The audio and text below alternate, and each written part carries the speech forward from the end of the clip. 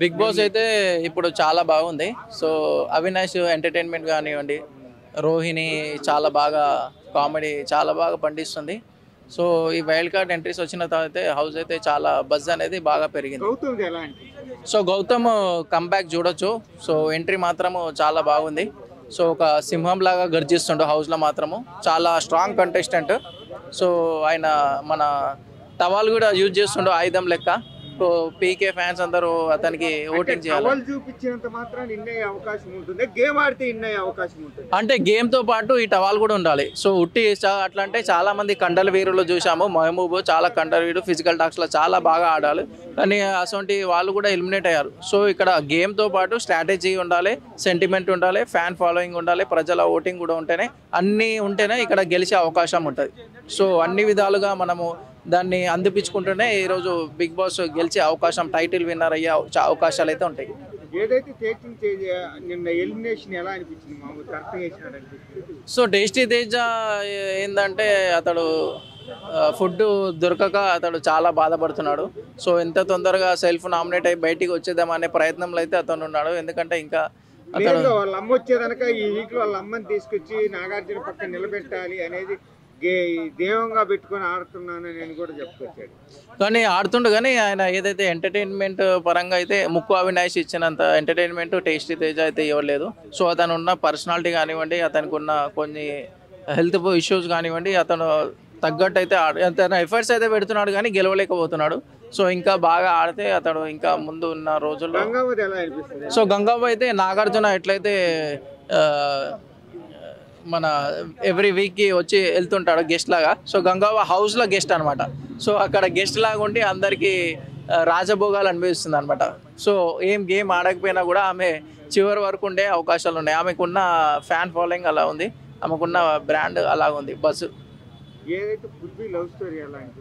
So Prithvi love story ఎలా అనిపిస్తుంది అంటే, పృథ్వీ ఎంత చిరాకు పడ్డా విష్ణుప్రియ మాత్రము నువ్వు నన్ను గోకినా గోకకపోయినా నేను మాత్రం నేను గోకుతూనే ఉన్నా అనే కాన్సెప్ట్ గతంలో కేసీఆర్ ఏదైతే డైలాగ్ ఉందో, నువ్వు నన్ను గోకినా గోకకపోయినా నేను మాత్రం గోకుతూనే ఉన్నా అనే కాన్సెప్ట్ తోటి విష్ణుప్రియ పృథ్వీని అయితే గోకుతూనే ఉంది. సో పృథ్వీ అది ఒక టాస్క్లో బాత్రూమ్ కడగడం జరుగుతుంది. సో బాత్రూమ్ కడిగేవాడే నా బాయ్ ఫ్రెండ్గా రావాలి, సో బాత్రూంలో నేను ఉంటా అని అంత ఎడిక్ట్ అయిపోతుంది పృథ్వీకి. అంటే పృథ్వీ వల్ల మామూలుగా ఎవరికి ఓటింగ్ అంటే పృథ్వీ ఓటింగ్ అని ఇటు పడే అవకాశం ఉందంటే, అంటే విష్ణుప్రియ ఓటింగ్ అంటే కొంచెం ఆమెకైతే చాలా ఫాలోయింగ్ అయితే బాగానే ఉంది. కానీ ఇప్పుడు ఎవరు సేవ్ అవుతుంది? పృథ్వీ వల్ల ఏం సేవ్ అవుతుంది, ఈయన వల్ల ఆమె సేవ్ అవుతుంది.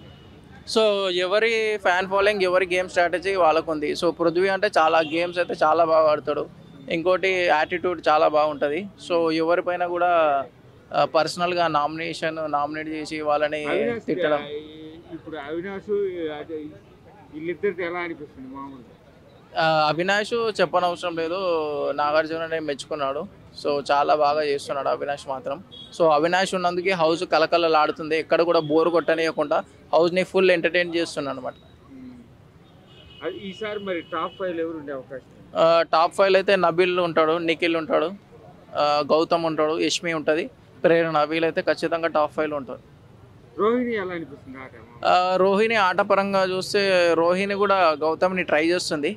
కానీ గౌతమ్ మాత్రం ఆమెని అవాయిడ్ చేస్తున్నాడు. చాలా ఫీల్ అయింది మొన్న డ్యాన్స్ టాస్క్లో కూడా అందరితో చాలా బాగా చేశాను. కానీ రోహిణి దగ్గరికి వచ్చేసరికి ఆమెతోటి బాగా కెమిస్ట్రీ అనేది వర్కౌట్ కాలేదు. ఆమె చాలా ఫీల్ అయింది, ఫీల్ అవ్వకుండా చెప్పుకుంటా బాధపడుతుంది.